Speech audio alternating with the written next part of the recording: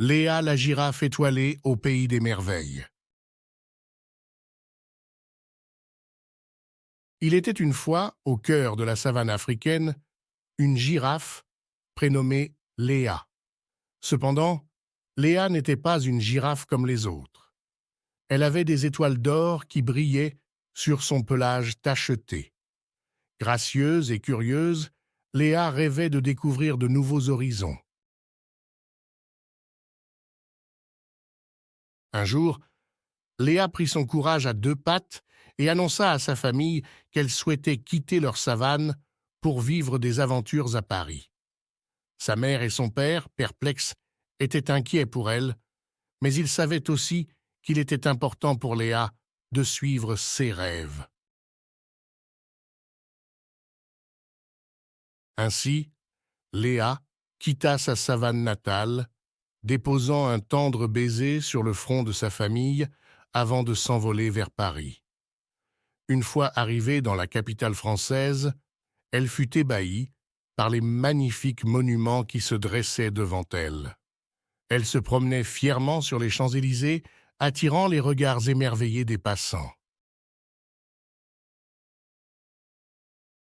À Paris, Léa rencontra une petite fille nommée Amandine, qui fut fascinée par les étoiles qui ornaient le pelage de la girafe. Amandine venait de s'installer à Paris et était encore un peu triste de quitter son ancienne maison. Léa proposa de lui faire visiter les merveilles de Paris pour la réconforter.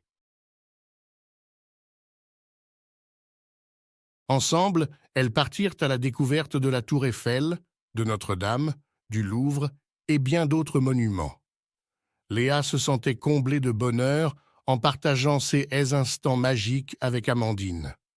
Elle riait, jouait et prenait des photos souvenirs à chaque endroit visité.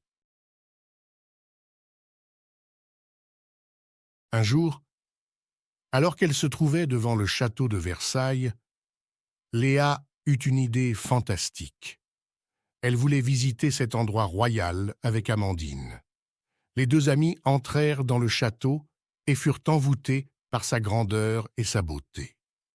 Elles se faufilèrent à travers les salles richement décorées et s'imaginèrent être des princesses. Mais soudain, elles se retrouvèrent nez à nez avec le roi Louis XIV en personne. Léa, sans se démonter, s'inclina devant le roi et lui raconta leur incroyable aventure. Le roi, amusé, leur permit de rester au château et de vivre comme des princesses pendant quelques jours. Léa et Amandine profitèrent pleinement de leur séjour à Versailles. Elles se promenaient dans les magnifiques jardins à la française, assistaient à des représentations théâtrales et dégustaient des délices culinaires.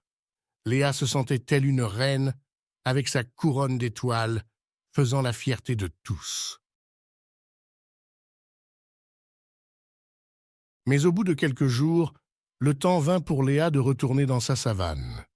Elle avait été l'invitée d'honneur à Paris et à Versailles, mais son cœur était resté attaché à ses origines.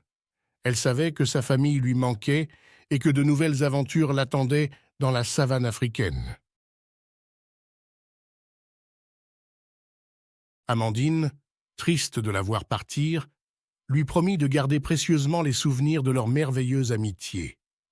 Léa prit un dernier regard sur la ville illuminée de Paris et s'envola vers le soleil couchant, plein d'émotions. De retour dans sa savane, Léa raconta à sa famille toutes ses aventures et les merveilles qu'elle avait découvertes. Elle les remercia d'avoir toujours été à ses côtés et leur promit de rester avec eux pour toujours. Et ainsi, Léa, la girafe étoilée, continua de vivre des aventures extraordinaires, mais toujours avec ses étoiles d'or qui brillaient fièrement sur son pelage.